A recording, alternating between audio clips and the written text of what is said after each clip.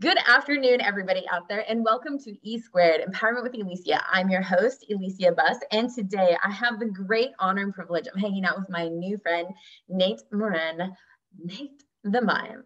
So Nate is a veteran. He's a former U.S. Army member, and he is an amazing dancer who even got to perform in Germany dancing while he was in the military, which I'm so excited to get to share that story. And he was once homeless on the streets of New York for 2 years, and he is just making a tremendous impact around the world, performing for people as a mime and also connecting at schools and helping inspire kids to keep a smile in an authentic way and be empowered. Nate, thank you so much for being on the show today. I really appreciate you being here. Thank you for having me. This is truly an honor. I'm sitting on the edge of my seat waiting for this day. I was like, once you said let's do this, I was like, oh yeah, this is gonna be fun. Yeah, thank you. I'm really honored. Thank you very much. You are very welcome. Man, what a journey you've been on. It's just you've got your book out, The Mime Speaks by Nate the Mime. Yeah, this is my book. That's a blessing. I always wanted to leave something behind. I wanted to tell my story. It's The Mime Speaks. It tells the good, the bad, and the ugly. I want to use my story to inspire people to never give up, no matter what you go through, mistakes you made, or you just got to keep going. And I hope my book to inspire the world. That's what I want to do. That's why I put it out there. I just want to share my story, and I hope it helps someone down the road. I do. I definitely do. I feel you on that. I feel like you got to make the pain worth something, Yeah. Pain and struggles, like you don't want to just let it sit there and just eat you up. Like you want to be able to share your story without shame and being able to be like, yeah, like this happened and there's no shame in that. And this is how I grew. And this is how I'm transforming it into something that's powerful for others to be inspired. Yeah, it's crazy you said. I was I did an interview last night, and I was on Tweet Talk, and I was saying it too as well, because when I got myself together, I'm a veteran, and I went to the Northport VA, and I started dealing with a lady named Tracy Enright. She's like music therapist on it, and that's when I thought I could, I was trying to sing, I was Louis Armstrong, hello, darling, you know what I mean? I was low, white. People say, you got that voice, you sing. I said, okay, let me try to give it a shot, And I was doing shows for veterans, and then when I started after I did got into mime in 2011, I started doing other shows on the outside. People started asking me, do mime off my music. Because I do mime off of all genres, from gospel to R&B to everything. I'll tell you about that in a minute. But anyway, what happened, she said, what you want out of this? Doing other shows and blah blah blah. Why you getting paid, this and that? I said I want my story out there. I want to use my art. I want to use my voice. I love dancing all my life. I remember doing the James Brown split, 50 Cent, and all that. You know what I mean? But now I'm at that point with my art that I still love it performing. I still have the passion because I'm always had that passion because it's been my passion since I was a baby. I can remember. But I want to use my art and my voice and my everything I got to tell my story and to inspire now. It's a different edition now. It's not just me dancing, pop locking, you know what I mean? Yeah. Now it's a little bit, it's a different meaning behind it. Why I'm enjoying what I'm doing. You know what I mean? Yeah, absolutely. And now you're also an actor as well as an author in, mime. We were going to make this joke about memes and mimes. Yeah. You remember the joke? I feel like you have to have a meme about you being a mime. Like it's got to be out there. There's got to be some like funny, adorable thing about that. Yeah, I act too as well. I'm part of Dragon Squad film series. I can't talk too much about it. I did the paperwork, but Dragon Squad film series that with Grandmaster Tyrone Bullock. I'm part of Aunt Janetta. You just had her on the show. She's amazing. Love her. She's The Vagrant, and this other movie we did. I did like a small scene in it. But yeah, what I'm doing acting. My dream, you always got to, you want your goal. I want to do a major commercial. I would love to be part of a major commercial, knocking on doors. Anybody, knock. You know what I'm saying? I want to be like a Coke, because I drink Coca-Cola a lot. I said, maybe I do a Coke commercial, or whatever, Coca-Cola commercial. I want to do a major commercial. I really, like I said, I want to go through every door I can get my hands on that the Lord open up for me. What door He want to open up for me. You just never know. Yeah, and that's what my thing, because I just want to take it out. I want to go. I want to show no matter what. Because I slept on the streets, man. Them park benches, them rooftops, 2 years, slept in the snow, and I almost got killed like several times out there. And I didn't go through that. You almost got killed just from from what? From the weather, from people, from... People. I remember, I'll tell you some stories real quick. I remember, for example, it's in my book for those who, if somebody pick it up. But I remember guns in my head. People want to cut me up. The Jamaicans wanted to cut me up. I remember sleeping in the park, just sleeping, won't bother nobody. And I woke up, and the dude just punched me, and then it was trying to take me. I had to come out. He was throwing 40s at me. I'm sleeping, and young kids in Brooklyn throwing 40s while I was trying to sleep, and wake up and bottles busting all over you. And I went through a lot of stuff. One guy wanted to cut my eye out. You know what I mean? Crazy sauce. Yeah, it was. I went through some things out there, and the pain that I went through, and some of the stuff that I felt, and being in different environments and being all over, and it made me. That's why I laugh, I smile, I joke, because I'm glad I came out of it, and then now I want to help the world smile as much as I can. I don't want them to feel some of that. I felt some serious pain out there. Yeah. I felt some serious pain out there. I remember when I got hit by a car when I was young, and it was about a drunk driver. Mm. They said look both ways before you cross the street. See, that's real. My mom used to tell you, look both ways. And see, that was a lesson, but we listened. I think I looked one way. And when the car hit me, it dragged me like 2 poles. And they say I went in shock. When I woke up, I had a tube in every hole of my body. And then when I came home, my mom said, have you seen yourself? Your mirror, have you seen yourself? My whole face was scarred, tore up. And they said I never walked the same again. See what's happening?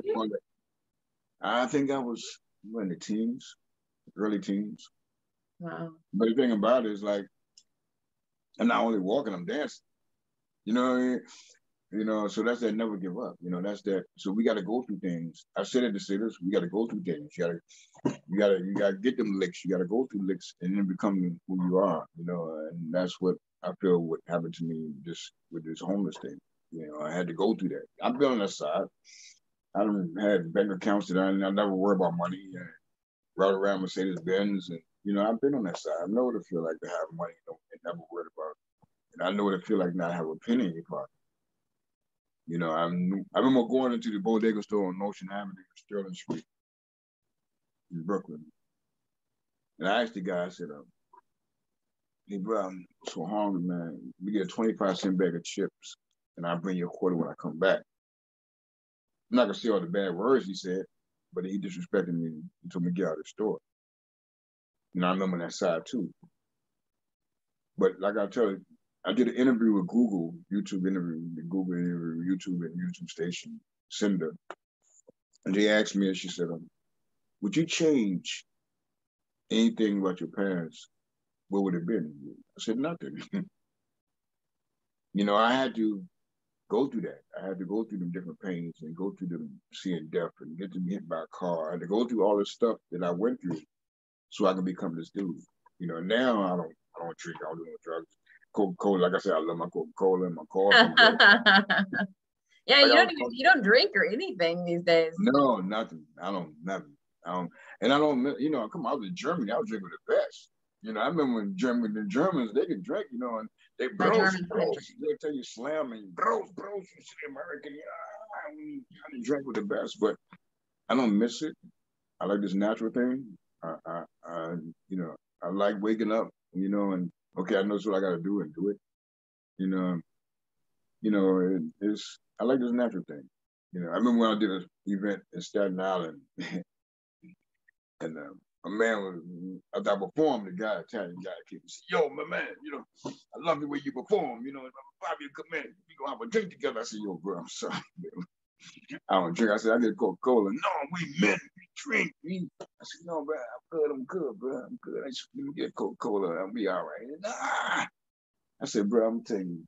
I looked around. I said, "If I take a drink, it might be the Thriller Manila. And I don't know what gonna turn. I don't know how I've been drinking so long. I don't know what gonna turn into it because I enjoy this natural thing, man. This is fun, man. This is real. This is me. This is me." How did Michael Jackson say? "This is me. This is me."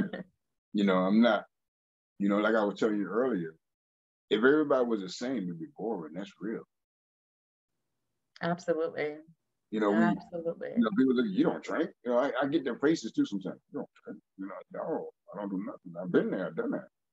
Yeah, I've had a joke for years because I've never been a big drinker because I was always going out by myself because I was a dancer when I was in my 20s and I danced like 3 to 5 nights a week. And I was like, man, if I drink, I'm gonna mess up my spins because I was a Latin dancer and then I freestyled to hip hop and techno and all that. But so my joke became, I'm just like, people drink to keep up with me when I'm sober. Like, Ooh. I don't need. I like it. You know I'm gonna steal that, right? Hold on.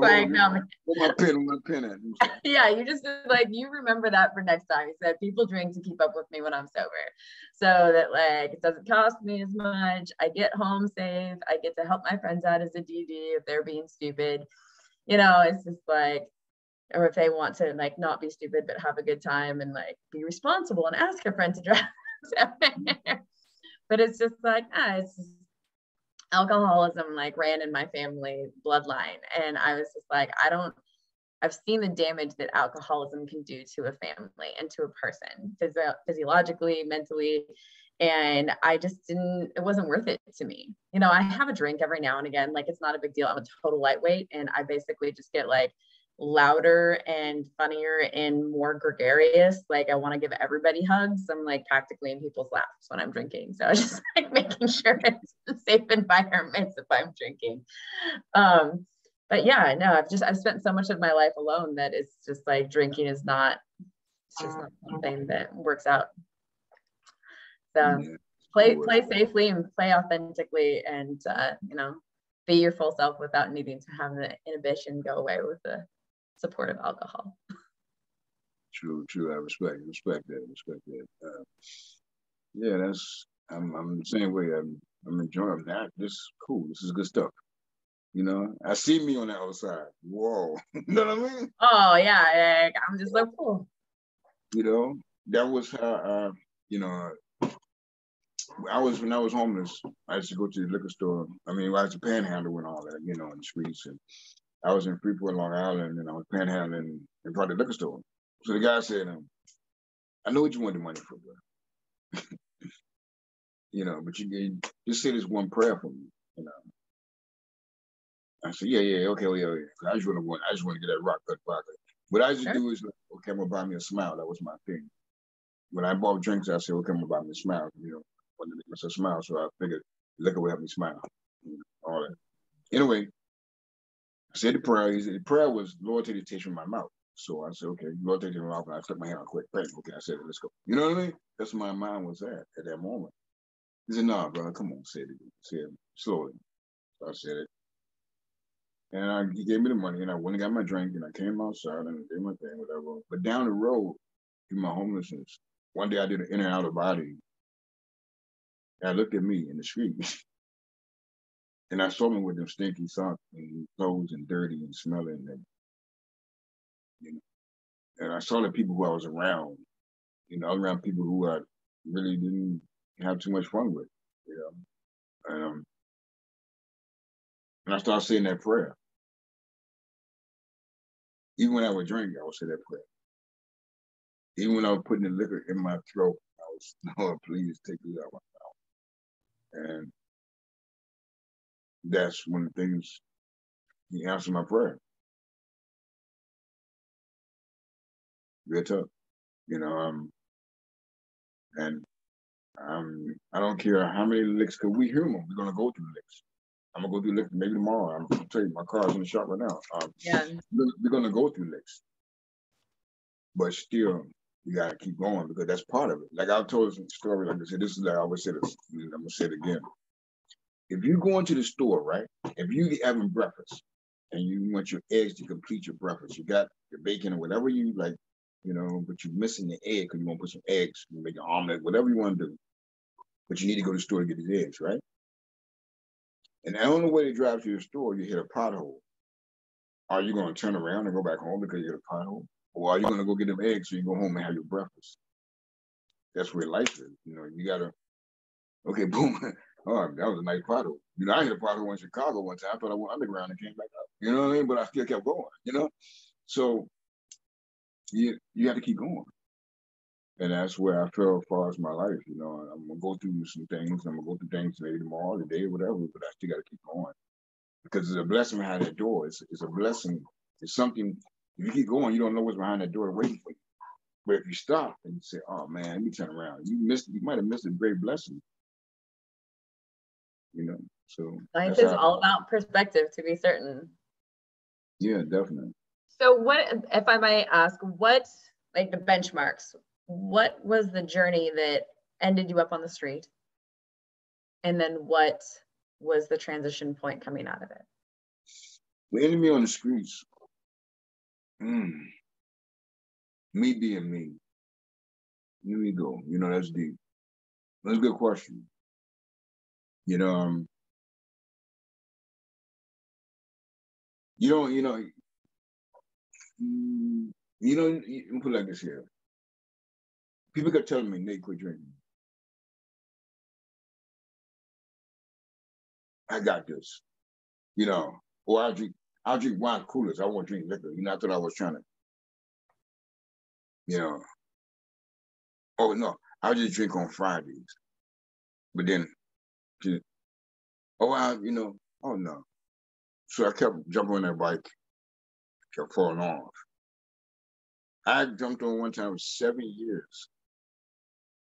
And ex-lady friend, had me drink some eggnog, had liquor in it, and I went right back at it. Liquor, not listening, took me out there. And you know, so I gotta keep it real. I'm not gonna say somebody else, you know. I put myself out there. You know, I try to keep it real. You know, I'm not gonna sit back and go, well, this person never liked me, and you know what I mean? But instead of pointing the finger, let me come back at me. Yeah, no, I definitely feel that. Like I've been homeless a few different times in my life for sure. And the reason at the end of the day, like definitely comes back to like, there were better choices that I could have made so that I wouldn't have been homeless. And I could have taken more responsibility and looked for better resources. And sure, there were some unfortunate circumstances, like when I had my first back surgery and I was like literally couch surfing while recovering from back surgery and not being able to work. But had I made better life choices, I would have had more of a financial cushion to support myself to stay where I was and be able to recover, you know, and have different friends that could have been more supportive and directed me towards different resources, right? To advocate for my needs. And it's hard to own those moments when you're just like, yeah, like there's a million different reasons that I could give of like how people let me down and victimization or whatever. But at the end of the day, like you're the one that's in charge of your mind, you know, like short of like a legitimate like mental illness that's occurring. But short of that, yeah, like, and it can be really difficult to overcome some different traumatic incidences and it's a journey for sure. But yeah, there's a lot of faith that goes into pulling yourself out of those situations, because you've got to have a lot of grit, and you've got to have a lot of fortitude, and you've got to have a lot of honest moments for yourself to basically, like, excuse my language, pull your head out of your ass, because you can't keep doing what you were doing that put you there in the first place. Like, one day you have to wake up and you just be like, this isn't working, and I have to do something different, because like, the world happens for you, not to you. And as soon as you take that responsibility and own that power and own that responsibility, then you switch your mindset and you can reframe things and start being humble and asking for support when you need it. That's true. I strongly agree. Like, when you ask that question, you're like, okay, Nate, my mind, the other mind, because it's always two of us. The other say, well, tell them about how they talk to you. You know what I mean? You had the other mind. Oh, sure, yeah. Nah, I got to keep it real, because this is maybe I can help somebody who else might say, no, what, I got to look at me. I had to look at me. Say, Nate, what part did you play? Yeah. So I played a big part. And when I was out there, and still, even when I was out there, I had choices to be around certain people. When I got to the point I got tired of being around people, I was jumping along on the railroad, because I was mostly like in Manhattan, Brooklyn, and all the city at railroads all over. I even panhandled in front of Apollo, because I know people will go there, because that was one of my dream spots I wanted to perform at. Matter of fact. Yeah, and you've also actually performed at the Apollo. Like, what a transition that's been, like, going from panhandling in front of the Apollo to actually you performed there, right? Am I remembering that correctly? I auditioned for to be the amateur night. That was, to me, I still won. What happened? Like you said, I was being in front of the building, panhandling.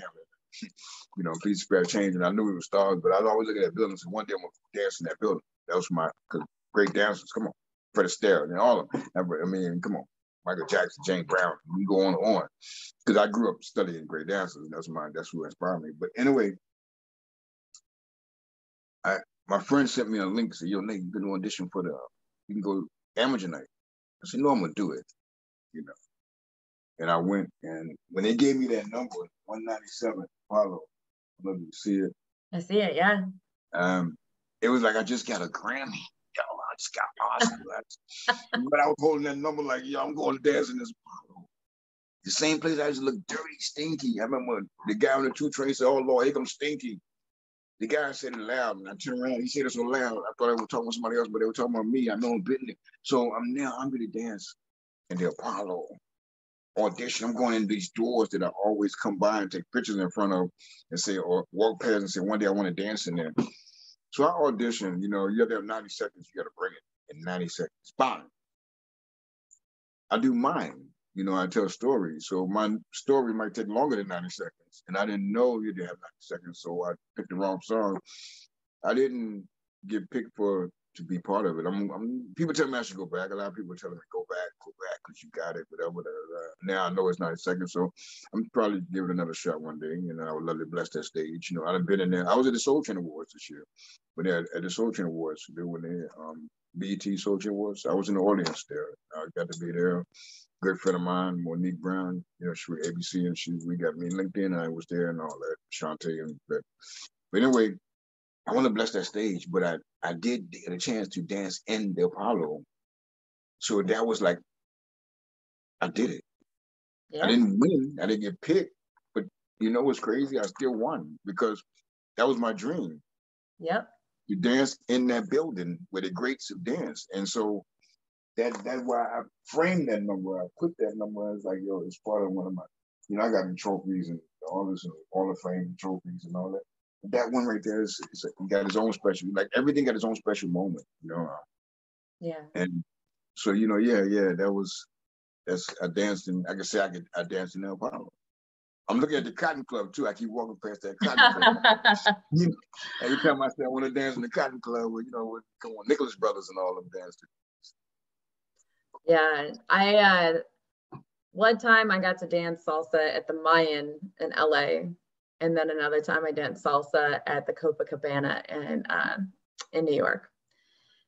And it was like straight out of the movie. It's crazy. I had this beautiful outfit on and it was like just misting in the rain. And I walked across the street and I remember there's this taxi, the shining lights in my hat, everything just kind of like hit me in that moment. And there was this crazy long line and they're just like, any single ladies? And I'm like, here.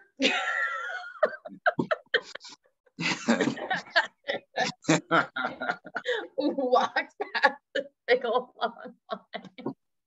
And I was in New York by myself because it's interesting. You had to be 25 at least to get into the club for men. Like the ladies could be younger, and my buddy that I was staying with in New York, he was under 25, so he can go. And I was like, dude, I'm not coming to New York and not dancing. Wow. And so I just went to this club by myself in New York, and it was so funny. It was a lot of fun. It was a great night. But yeah, just having some of those places that you think about getting to experience and as a dancer, and like it's just, I wasn't like performing, but it was still just really cool to get to be in those spaces that are famous for dancers to get to perform at all. Yeah, man. You know, like I said, you never give up. You know, never. You know, that's my thing. Never give up. You know, never. You don't know. What door open up. Yeah, absolutely. Absolutely. And it's just like, I think like you love dancing so much. And I love your story about when you were in the Army and you were in Germany with your buddy, Pee-wee.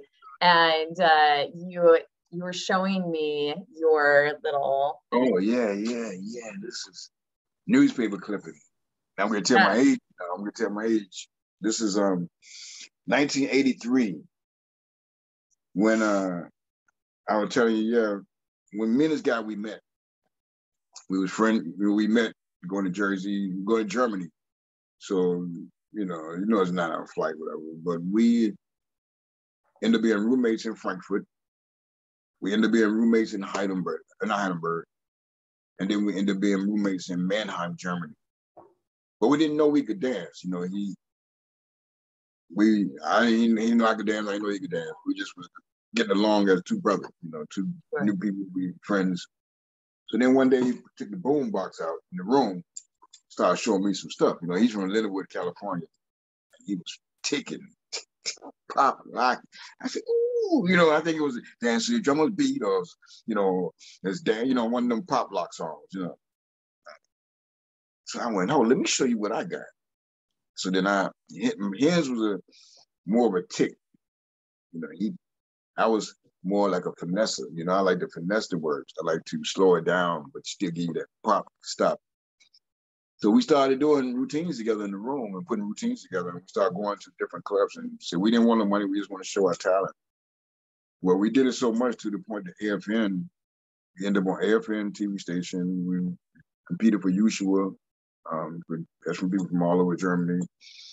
But then I come to Commander, calls in the office. We thought we were in trouble. Oh man, be in trouble. Here we go. And for 97 Signal, our captain, he told us, he said, look, we heard we got wind of what y'all doing, but you know, when you go, like for you to represent 97 Signal. I said, what? We can still do our thing. So they started paying us TDY when we had to go somewhere to perform. And we got known over there. And this was during Farsi season. And it was called the Puppeteers. That's so cool. Yeah, man. It's military. I remember I'm gonna tell you what's crazy. When I was in basic training, my drill sergeant found out I could dance. You know, we was being in barracks messing around. So he said, when you get ART, we'll take you to some spots. So he would take me to like NCO clubs and say, don't tell nobody, you know, your rank. And he'll bet money on me. I got out there. Yeah, because y'all aren't supposed to like fraternize. Yeah, it was crazy. You know. Yep. You know, so you know, it's like I said, dance been my passion, but now there's a little twist with it now, and I just want to inspire with it. You know, I did tap, I did jazz. I just go to Broadway dancing on 57 and Broadway. It was on 57 and Broad, and I did African. I went through Reddos. You know, I did jazz out here in Pennsylvania. But this mime, this mime, 2011, got into me, now I've been doing it for a decade. And I performed the first time. Wait, I was gonna say, like, when was the first time you saw a mime, and like at what point were you just like, being a mime sounds so cool, like I'm totally gonna do that and make it a career? It's crazy. I remember my Summer Soul, her and Charlie Chaplin and all these guys and these great dudes back in the day. And I remember that effect, that look, that effect was always like, let me check it out. So I get in a competition every year called National Veteran Creative Art Festival. It's veterans from all over the United States, singers, dancers, actors, painters, guys who build stuff with their hands, creative, just anything dealing with the arts, poetry. And I've been doing it ever since 2009. Honestly, I've won nationally ever since 2009. I won nationally ever since 2009. Wow, well done. With the first ones, I was doing that song and dance, and I thought I was Louis. Hello, Dottie. I did a song and dance. Well, it's so nice to have you back. Where you been on? I did that. That was my first one I won. But 2011, I wanted to take that song, Usher, There Go My Baby. I was crazy. I was listening to that song when Long on the Railroad was work, back and forth. So I knew the song like the back of my hand, but I wanted to do something different with it. So I went to Party City, bought some white paint. Didn't know what I was doing. I just knew I had to have my face had to be white. No lips, no nothing. But I had I always put 2 teardrops, the tear of happiness and tear sadness and tear of joy. So that's why I put 2 teardrops. And when she was recording me for the competition, Tracy Enright, I said, "Sis, don't miss nothing. I feel something about this." And I literally felt my body leave me and step into the song, There Go My Baby. And I wasn't here. I was literally in that song, physically. When I came to at the end, I said, let me see that kid, let me see. And I saw it, I was like, wow. And I went nationally, I won gold, I performed it in Arkansas, it aired on PBS and all that. And I've been hooked ever since. People been sending me their music. I was gonna go do gospel, you have a lot of gospel mimes. And I was gonna do gospel mimes at one time, but then I was doing stuff with Stop the Violence, like the press team, my friend, my sister Queen and all of them. She told me, don't limit yourself. You can do mime for all music. So I'm very choosy who would I do mime to. I don't like disrespecting women in the world. My grandmother raised me and I got mad love, respect for my women and I got respect for the world. So I'm not going to put a signature by me performing something disrespecting women in the world. I'm sorry. Thank I don't you. care who you give me $1 million and I'm sorry. I just can't put my signature on it. But I do mime over all music from gospel, country, western, and everything. And that's how I got into it, man. I said that feeling when I put that makeup on and when I perform, I still literally feel my body leaving me. That's so fascinating. See, like when I think about mimes, and like I'm sure many people do, if you're like listening to this but not watching, you might miss this. But I always think of the, situation and like when you're just putting your hands like it's up on a window or you're like, you're grabbing this sort of situation, right? No, you did pretty good. That was pretty good. I like the way you did that. She's a mime in the making. No, I like the way you did that pull. You're a dancer for real. Go on, I'm sorry. Go ahead. No, it's totally fine. But it's so interesting to me because you're a great dancer and I had never thought about a mime also being a dancer. I always thought of mimes being just like that more, like really slow acting, moving thing. And like the mimes that I've seen when I was a kid and, later on. So it's really cool to get to have this other conversation and about the movement and the dance and the flow and telling a story in a more, what I would consider dynamic fashion, given it's dancing. Does that make sense? Yeah, it makes a lot of sense. You hit the nail on the head exactly what I want. I want to tell the story. I want to bring the song to life. I want chills going through me. It's crazy. I was brought to life. I was brought back to life. So I take my art and I try to, it's like before I go on the stage or before I perform, I always look up and I say, okay, here we go. And I step in and I walk out, whatever I got to do. And I want to take the people on, come go with me on this trip. Go on this journey. Yeah. You know, let's go. You know, and that's what I like to interact with the crowd too. You know, in some kind of way. And I like to, you know, bring props and so people can get the whole story if I can. You know, I want to take them on that journey. But, you know, it's like you forget about your problems right now. Forget about I can't pay this phone bill. I can't pay my car note. I can't pay my mortgage, whatever. Put that to the side for a minute, just for a minute. And let's go on the Yeah. street. Let's have some fun. Let's have some fun. And then, you know, and if you need that to fall back on, like I do, you know, sometimes, you know, I go back and watch my own videos sometimes. I go into some of my interviews, you know. So maybe I can help you go back, have something to fall back on. You know what I mean? No, that's really beautiful. No, I do. Just from the standpoint of dance. I remember in my 20s when I was homeless and I didn't always necessarily know when I was going to get to eat next. And but dancing was so important to me that when I did have money, there were times when I would literally skip one, maybe two meals in a day so that I would have money to get into the club that night. Because when I went and I got close enough to the club that I could hear the music down the street, everything else in life just fell away. It disappeared. It was gone. And it was just me and the music and whoever I was dancing with. And it was just this beautiful gift of presence. And it was just like a spiritual sort of experience to be able to be so fully immersed in connection and creativity and inspiration of music, and to be fully embodied and expressing oneself. And to be able to have that gift was worth so much.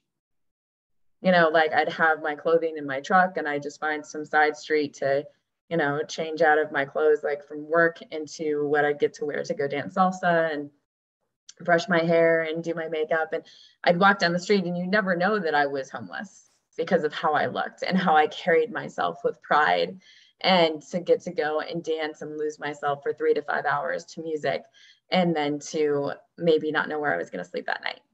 And sometimes I did and got to couch surf and everything else, and like eventually made enough money working that, you know, like at Starbucks or whatever, that I got to, you know, have a place to live and like rent a room, and then go from renting a room to having my own place. And but yeah, to get to have dance to dissolve all the rest of the things that you're struggling with is truly a gift. You know, I'm gonna tell you, it's in my book. When I was out there homeless, Neo and Snoop Dogg and all of them was doing a hip hop show in Manhattan. And I was there just thinking, you know, just the visual, the homeless, that was me. You know, Stanky the whole spill. Anyway, so Snoop and them was having a hip hop show. And I saw Neo. You know, Neo is a great dancer, great performer, blah, blah, blah. You know, I was like, yo, that's my man. So I was with the other homeless guys. I'm going over. He said, my man, you can't go over there, man. So I'm going over there, you know? So I just wanted to get this dude a compliment because he's a great dancer. He's a great performer. And I looked up to him, you know, as, you know, great dude. So I wanted to let him know. I didn't see me as homeless. I saw another performer, a great dancer. I wanted to say hi to him. So that's all I saw. And I went to him and I said, yo, my man, yo, Neil. And he stopped and I started doing some pop lock and I did like I was, you know, doing some moves. I said, remember you did that song, you make the hair in the back of my neck stand up, and blah, blah, blah, blah. And I started pop locking and doing some stuff. And one of these guys in his crew, he said, yo, you need to sign that dude, man. And they started laughing and we cracked some more jokes. And the security dude was a big dude, you know, big dude. Anyway, they went into a pizza shop on A5, eat some pizza. So I asked the security bouncer, whatever he called it. I said, can I go in with him, man? He said, man, you know what, bro? You funny, man. Go ahead. You be all right. Go on in there with him. So I sit down at the table with Neil and his entourage, whatever, crew, whatever. And we cracked, and I told him my story, and I told him how I love dancing, I love dancing, and we back and forth, and we talking. And one of his guys reached in his pocket and gave me a roll of money and said, yo, bro, that's you, you know? And I say all that to say this, that I wasn't homeless for that moment. Yeah. I was talking to a great dancer and he was accepting me. He didn't laugh at me, he laughed with me. You know, he didn't see me as homeless the way I saw it, the way I felt it, you know, where I felt that he saw me as another human being just kicking another good dancer that looked up to him. And if I ever get a chance to meet him ever in life, I would like to tell him thank you, in person, and say, yo, man, thank you for accepting me for who I was, because that moment will be with me for the rest of my life, because, like you said, that was my passion. And now I met this great dancer. I saw Snoop, and spoke to him, but I had that moment with Neil and his crew and his entourage, and we laughed and we joked. I can still see a security dude laughing. It's, man, you funny dude going in there, And I've seen the whole visual. I can still, when I go in Manhattan sometime and I go past that pizza shop, I remember when me and sit down with Neil when I was homeless, and and like you said, when that moment I wasn't homeless, man. When I come back, my friends, yo, what it say? What it say? They didn't know they didn't see the money because they saw the money that had been following me all night to go get a job. So, Yeah. I was like, nah, I'm disappearing from these cats, so. Yeah, no, for sure. Yeah, no, they're going to try and take all my money. No, they want to take all my money. No, but I end up, I took that moment and I jumped in the Long Island Railroad and I went hang out by myself in Long Island and bought myself a drink, and sit down and embrace that moment. Because like I said, you got to grab a hold of whatever gets you through the day. Yeah. Down, up, whatever. But that's why, I do Uber and I ask people in the car sometimes, they tell me their stories and I say, what's your passion? What you enjoy doing? Whatever you enjoy doing, I don't care if it's reading, writing, crocheting, fitness, I love that crocheting. You're just like, whatever you got. Yeah, my mother, she crocheted and she like to paint. She's to paint by numbers and put puzzles together. That was her thing. She'd sit down and she'd be so content, So whatever you got, whatever a person got, whatever they enjoy doing, they should have a part of their life, even if it's just for them, Absolutely. Yeah, even if it doesn't make sense to anybody else.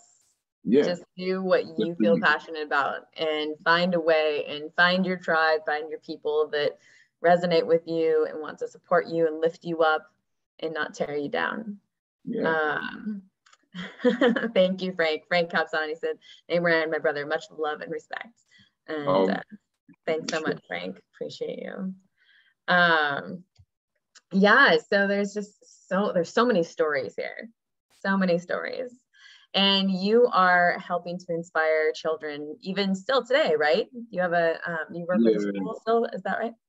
Yeah, I work with through Linda Vega, the Rillick, and Casa, I would say I'm messing that part. Casa Guadalupe, I always mess it up, After school program. Got a 5-year contract. We work with them to use their arts to express themselves, dance, poetry, some people get into my mind, we do mind performances. And, I try to let them know, no matter what, you follow your dream. I even got one that's going to be an FBI agent. And I said, okay, do it. I said, you're going to hit bumps, and we sit down and we talk. Yes, we teach them how to express themselves through the arts, but we also sit down and we talk with them and find out where they're at, And, it's crazy, like I got to do a performance on Thursday for another school, Harrison Martin Middle School, IMPA, Black History Month. I did one for them the other day, and then I'm doing another one for the close it out for Black History Month.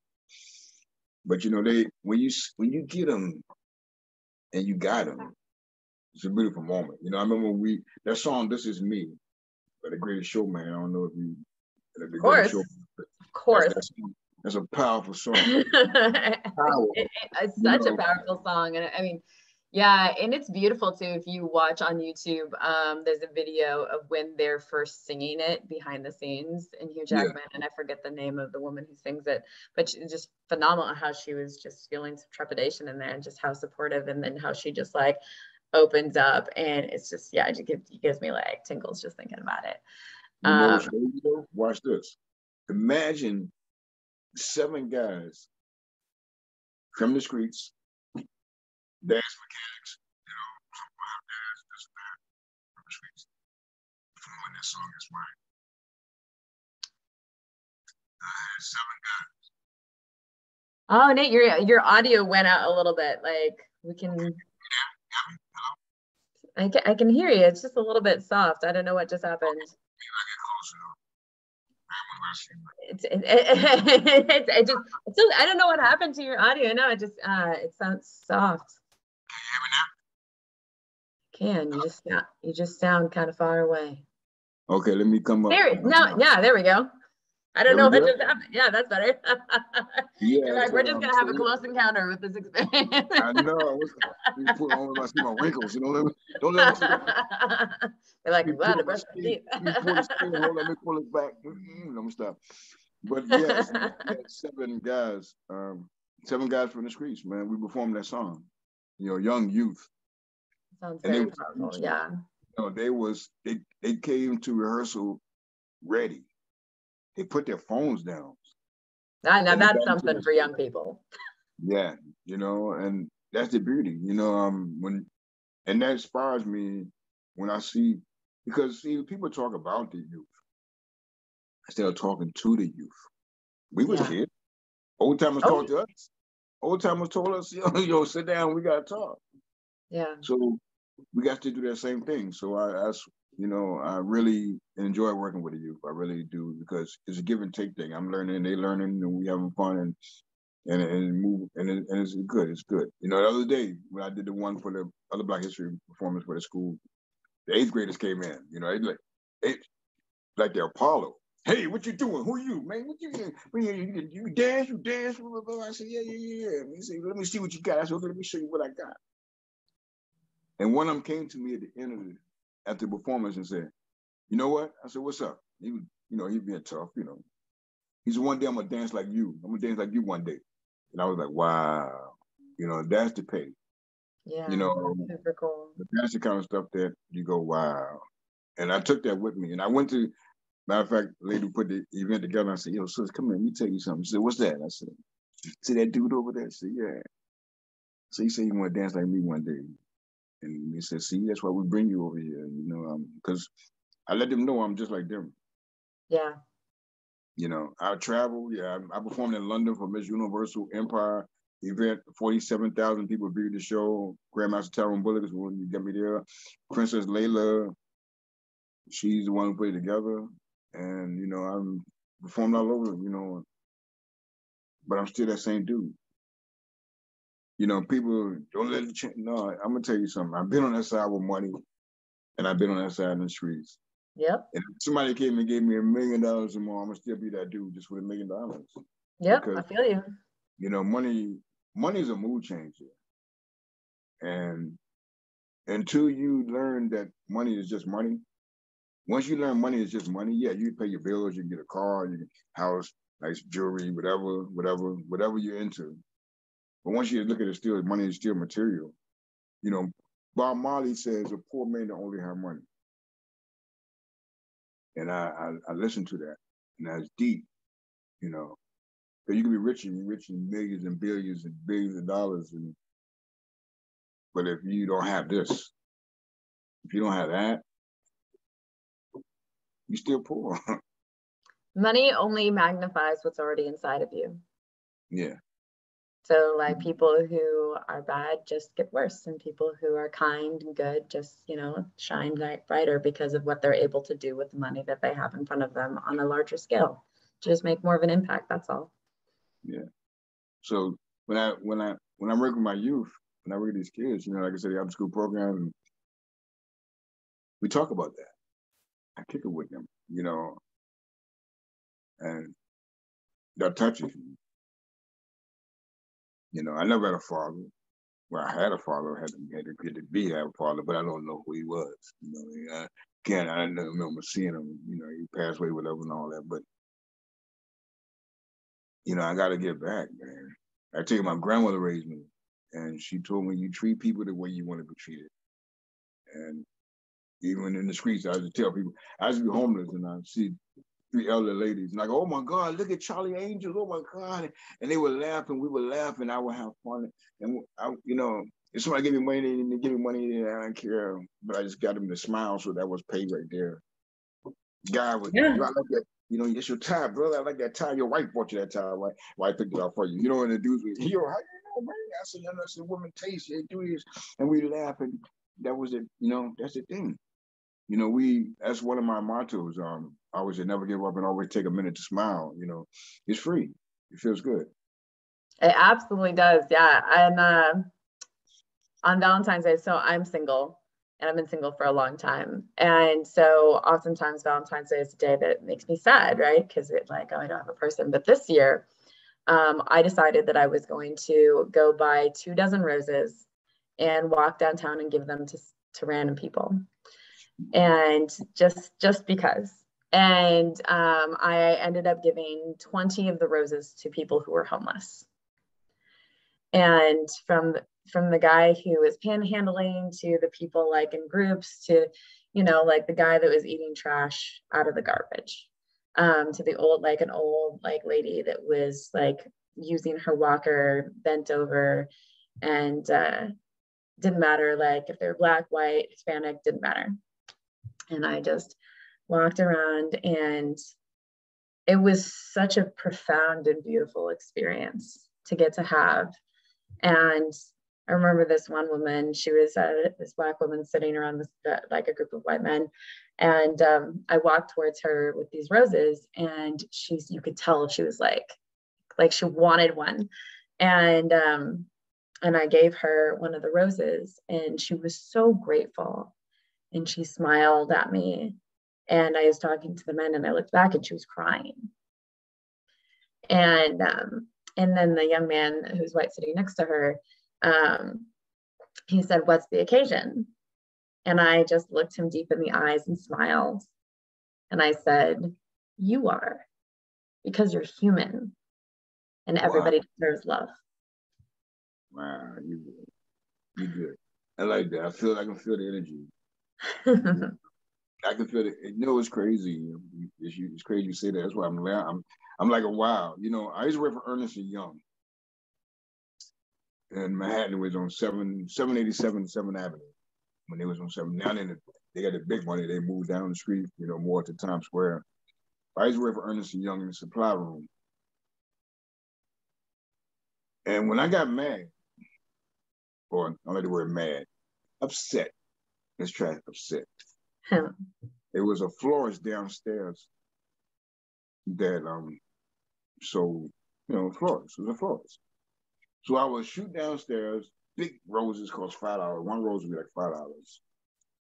And I'd go downstairs and I buy a rose, and I go, the first lady I see, I'm gonna give her a rose.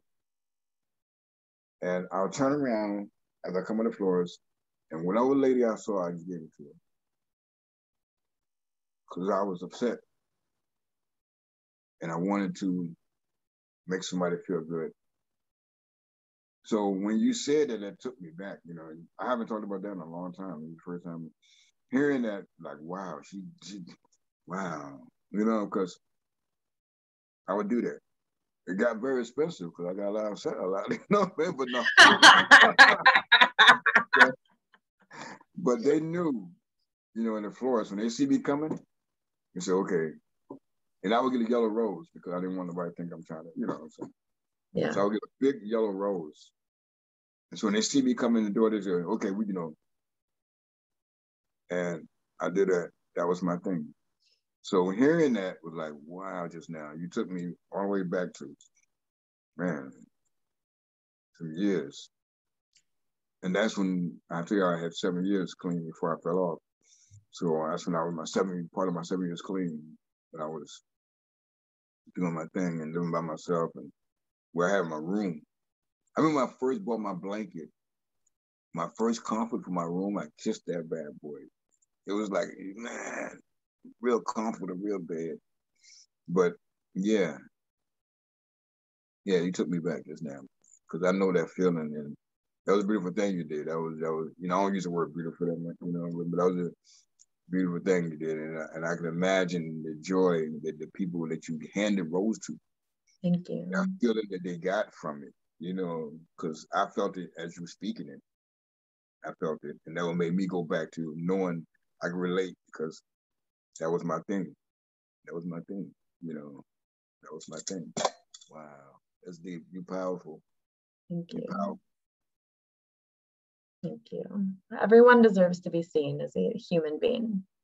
Yeah, Beyond like, I'm sorry. Yeah, no, it's fine. It's just thinking about like beyond the status that we experience in life, the clothes that we wear, the opinions we keep about politics or religion or anything else, but to just be seen in a moment for who you are as a soul, as a person. Because in a singular moment, all those things don't necessarily matter. It's just how you step forward with an open heart to treat people and see them. Not your projection, not theirs, but to see beyond the masks, beyond the I'm fine, but like really take a moment and like take a deep breath and see them. Eyes are the key to the soul, they say. The tough guys kind of be tough, but their eyes, she's soft sometimes. You got some people that pretend to be soft, but they're hard as nails. Like the eyes are key. You can look at a person's eyes, throughout my years. And like I said, I've been like 29 states and I don't know how many countries I've dealt with. I think every nationality. And dealt with all the good, the bad, and the ugly. You don't really hate to say it like that, but nobody's ugly. The good, I'm just saying. I've been through and then dealt with so many different people in my life, and I look in the eyes, man. And I got a tendency to look in people's eyes, and I say, okay, I know who I got. And it got me over too with my sales, and selling cars and radio stations and door to door selling Kirby's and and toys and photo studios. But I can look at people. You can feel a person. You know what's crazy? When people get in my car sometimes and I go, "You're a performer, huh? What you do with the arts, whatever." They go, "How you know that?" The eyes, that soul is real. That's you. To me, that's me. That's what I do. I look in people's eyes, man. When I'm talking to somebody, I say, "Okay, let me see what I'm dealing with." You can dress it up, suit. You can be hard, pants. Put that mug on. But nah, like you said, everybody needs to be respected. Everybody needs to be treated. Everybody got a story. Everybody got a story, and you don't know everybody's story, but everybody got a story. And so everybody should be treated on the same level, same thing. Everybody should get that respect. That's what I really believe in. That's why you hear me say respect all the time and all that, because I'm throwing that respect to the people. Whether you want to respect somebody, I'm throwing respect to you. And that's what I'm gonna do. Like I said, my grandma told me, and I've said it 1,000 times. She said, treat people the way you want to be treated. And I'm gonna give you the respect every time. Whether you step on my corner or not, I'm gonna at least give that respect to you. Whether you out on the streets or billionaire or whatever, you still people. Like I said, we all got our own thing going on. But if we come together as one, we all can grow together as one. That pulling that me thing now. You're not in this world by yourself, so we all here together. So let's join hands together for real. Let's join together for real, and we all grow. That's how you dance. That's how you move. Like a routine, dance routine. When you see a group of dancers, they stick together. Boom, it's neat. They practice. And this person might stand out for a minute and come do his little thing, but they still all together. That's how life should be. It's like a dance. Like a dance. You're a dancer, so you know. I am a dancer, although I don't dance as much as I used to. But I am having an old dance partner friend coming over on Friday, and I cannot even begin to tell you how incredibly excited I am for that. I'm gonna dance in my living room. It's gonna be amazing. Yeah. Well, I say never give up. It might look a little different than you expect it might in the future, but you can't give up. You got to keep going. Oh yeah, come on, you got to, come on. I look at me and I said, man, he cleaned me up. If he is, somebody asked me one time, I was trying to go to NBC. Well, I'm one of the people, I go on the doors. I knock on doors, close mouth don't get fed. So I went to NBC and I said, I like to tell my story. I said, you need to have my story on your station. I said, I was a homeless veteran and I want to inspire the world. Blah, blah, blah. And I gave my business card to the guy. I said, yeah. So then okay, you serious? I said, yeah, I'm serious. So then this is in Manhattan, and then he took me to another person. And then I did the same thing. I told him the same thing. I said, look, I was a homeless guy and I want to inspire the world. You should have my story in your show, blah, blah, blah, blah, blah, blah. And I kept going. And he said, do you have pictures when you was homeless? I said, did I have pictures when I was homeless? Somebody asked me, we didn't have time to take pictures. I just was trying to survive. I didn't have a phone to take a picture. But I can tell you my story. And let you picture what I went through. You know, I kept going. It didn't work out, but at least I kept going. I've been on PBS. I did interviews all over. I'm on your show, your amazing show. I'm interviewing. You know, I feel honored. You told me this is your project for Black History Month, and I feel honored that I'm part of it. And I really do. You know, you're great. You're amazing. Your energy is real. I see you. I see these. They're real. And I'm honored to be on your show. You know, yeah. You know what's crazy? There's somebody, they connected. I'm not going to even call names. I'm not going to even tell you. But so I was asking, I said, how come they never put me in their video? You know, I want to be in a part of their video. They do videos and stuff. They have singers, and they said, you want to tell the truth? I said, yeah, what's the truth? They said, you're not good enough. I said, okay. What's crazy, right after that person said I wasn't good enough, the Force MDs, Chubb Rocker, you know, Tender Love, Love So Tender, you know, back in the day, had me be in a video shoot maybe 2-3 weeks later. You know, so one door might close, but another door open. Like, okay, NBC didn't get me on the show. Maybe they might do it down the road. I don't know. On PBS, I've been on PBS. I've been on the show, but I'm on your show. See, it's not what doors. See, we want to go out. We want to direct our path sometimes. You know, we want to say, okay. You know, it's amazing to even have somebody say that, like, put like PBS and NBC like in the same sentence as being on my show. Yo, come on. Come on. This is great. Come on, I'm enjoying this. This is real. Yeah. I want to be with people who respect people for people. Yeah. The thing you did with the flowers, come on. I want to be connected with people who respect people and have love for people to get the billions of dollars. You know, yes, I would be financially blessed. I want to get a financial blessing. I always pray for it all the time, to be honest with you, because I want to bless somebody. Yeah.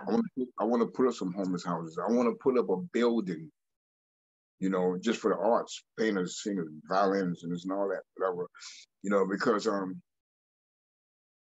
it's bad when somebody have people in my car on the Uber. The lady said, they found out I tell my dance or whatever, and they said, my daughter like to dance, but I can't afford to dance cool. So that hurts me. So this is what I like. I said, I would love to have a building. Just give me $5 and let your daughter come and dance. I don't care. Yeah, you know? No, I feel that on like a deep personal level, because like I have an amazing mother, and like my parents they're good people and they work hard. And but when I was little, our family only had one car, and my mom is exceptionally beautiful, and she has more of an exotic look to her. She looks more Italian. And growing up in Olympia, Washington, you have more people like blonde hair, blue eyed, basic sort of situations. And they weren't as accepting of my mom as an outsider coming from Seattle and looking the way that she did. And so she didn't get as much support. And so like getting to carpool and do different things wasn't as much of a thing. So while I was really naturally talented at like ballet and gymnastics, I didn't get to go do those things more than a couple of times because we didn't have an extra car to get me there. And so like that, my path in life ended up being very different just because we didn't have that availability. So your story definitely hits like deep in my heart. I'm like, yeah, like I was a great gymnast and like have like great natural talent as a dancer, but I didn't go down that road because we had one car. God bless my parents, but like they did the best they could. But that's the reality of the situation. So So, you know, that's what I want. That's why I would like to get financial blessing. Just a blessing, people. You know, you're sitting there, you're a waitress, and you know, waitresses don't make that much money, and they survive off of tips. You know, when you have sometimes you have amazing waitresses, and they make you laugh and you joke, and you feel like you knew them 100 years, and you're like, "Dang, I wish I had an extra $100 in my pocket just to give them, because they know they survive off tips." You know, all that stuff. You know, Yeah, my grandpa actually, my grandpa is no longer with us, unfortunately. He was one of my heroes, and he was a self-made millionaire. And you'd never know it if you met him. Like, he wore like just old clothes that were just blue jeans, like button down blue shirt, rolled up sleeve, marble, like menthols, and drove his truck with the like paint peeling off of the, you know, the hood and everything. And he'd always eat at these diners. And my grandfather had great respect for people who worked really hard. And there was this one waitress that he just loved, and she worked really hard, and she had like a kid, I think, if I remember correctly, as the story goes. And he only told me, but I'm going to tell this story because I think it's important. And he, before he died, he paid for her college education. wow. And he didn't tell anybody except for me, because then it wasn't about anybody knowing, because he so respected what a hard worker she was. And so he paid for that whole thing for her. You know, that's powerful. That's what it's about, man. You know, that's what. Yeah. Like, yeah, he didn't want anything from me. Like, his old man, like, she was young. He just wanted her to get to live a happy life. He's like, don't tell anybody to her. He's like, I don't want anything from you. He's just like, just do your job and be happy. That's deep. That's powerful. You know, that's real. That's what I want, man. You know, like I said, I've seen so much pain, so seen some real pain, real pain, not just in New York, all over. You know, yeah, some real stuff. You know, and I woke on one time, not getting hard. I woke up in a hospital in Bartlett, Edgewood. I don't know. You know, you ever remember the old movie, The Elephant Man? Yes, I actually have seen the original Elephant Man, matter of fact. Remember the face? Yeah, I do remember the face. It was very gruesome. That's how my face looked. Wow. That's intense. You know, been there, you know. So what I'm saying is, like, now my heart is like, yo, you know, I used to work at Sands when I was working at Sands Casino in the casino, and that guy asked me, he said, man, you always laughing, man. I got a cleanup job and all. You always laughing, and you know, I said, bro, if you see my story, if I could just throw a visual, just give you a sample of what I've been through, man. You laugh and crack jokes too. You know, I'm happy. I could be cleaning up and dirty and smelling and all that, and clean up dirt bathrooms, whatever. But I'm glad to be here, man. And that's why when people like, okay, I'm gonna come back to you, I'm gonna come at you. But for you to have me on your show and all the things, all the blessings that come my way, I'm thankful. I'm very thankful. And I laugh. I'm one of them guys that were going to the supermarket and mess with the cashier because I'm gonna make her laugh before I leave up out of there. I'm gonna say something. That's me too, all the time. So many grocery store stories. You know, I'm gonna find some way to make you laugh before I leave up out of here. You know, you might just be getting 1 or 2 items you scan and whatever. While you grow my groceries, you might have had a bad dude come before me or a bad lady come before me. But at this moment right here, we're gonna have some fun, and I'm out of here. You know, because that's what it's about. Doesn't cost anything to be kind. Yeah, man, free. Anything to be kind, and sometimes it doesn't even cost time because you're just there anyways. Literally nothing. To just smile authentically and like look in somebody's eyes and just be like, I see you. Yeah. There you go. I see you. That's the whole. That's right there. What you just said it all in a nutshell. I see you. You know, people got a tendency of judging with their eyes. You know, I can go in the same store with a suit on, necktie, cufflinks, diamonds, blinging. Excuse me. Go back in there with my jeans and my baseball hat on, and I'm their father. You know what I mean? It's amazing the difference. Yeah. Yeah. So, but they don't know, like, wow. And I look at that sometimes. You know, I've done it even sometimes just to a test, just to see something. But we gotta learn. We gotta love each other, man. And like I said, you just want to be seen. Not be seen as like a scene. You know what I'm saying? I mean, like, you're so fancy. Yeah. Look at me. Look at me. You know, check me out, check my bling. You know what I mean? No, you know, you want to be seen as a person. You just want to be acknowledged as a person. Yeah. You know, and that's what, when Neo, come back to that again, when Neo and his crew acknowledged me as a person, that meant a lot to me. And to this day, I'm always, I put it in my book, matter of fact, everything. You know, that means a lot. Did you send him your book? I mentioned Neo about my story. Did you send it to him? Did you like mail him your book? No, I don't have no way to do it. If I did, I will. If I did, if somebody knew, I see it out there in the world, if somebody know a way to connect them, somebody we'll talk about that. All right, let's talk. Right here, I got you. You know, I'm my boy, you my man was eating up all the food. Remember him? What's his name? He was on Friday. Remember Friday? What's his name? Oh, so funny. Yeah. That's me. That's what I want. That's you know, I got, you know, like I got so much inside of this, man. I got so much in this, you know, through my years of traveling and dealing, and I got a lot. And people say, you do free events and this and that. You know, I get paid on some events. Sometimes I do free events. You know, I hear you. You know, but they keep going. You know, the doors keep opening. You know, one day maybe the Lord said, "No, I'm gonna bless you with this." You know, I got a proclamation.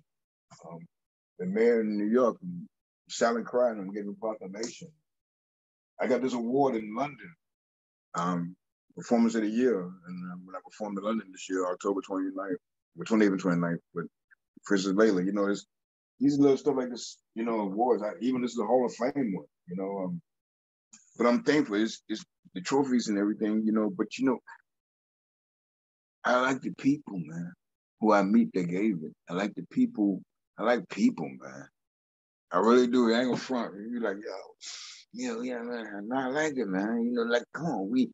When we talked the other day on the phone, when I was headed places with my car going, I'm tight, but then I forgot my car was tore for a minute. We kicked it and we laughed and we joked. And let me get back in the car. I want to hear the traffic going by. You know, that's the kind of stuff that's real. Yeah. You know, keep it real. Be real. And people will see the realness. You can feel it. Absolutely. You know, all that plastic stuff. None of that. Well, my friend, we are actually a little bit past time, but there was so much goodness happening. So I have one last question for you. Sure. What's the question? Which is, who inspires you in the world today? You know, wow, man. I tell you, I love great dancers. All the great dancers inspire me. All the people. But you know what really inspired me? Really? When I see people doing stuff to inspire the world and help the world or help the community and help people, that's what inspired me. You don't have to be the billionaires or, you know, when I see people doing stuff in the communities and people doing stuff for each other, one-on-one, millions, whatever, that's inspired me when I see somebody doing stuff like, okay, for you to even, let me come back to you one more time. Well, 3 more times.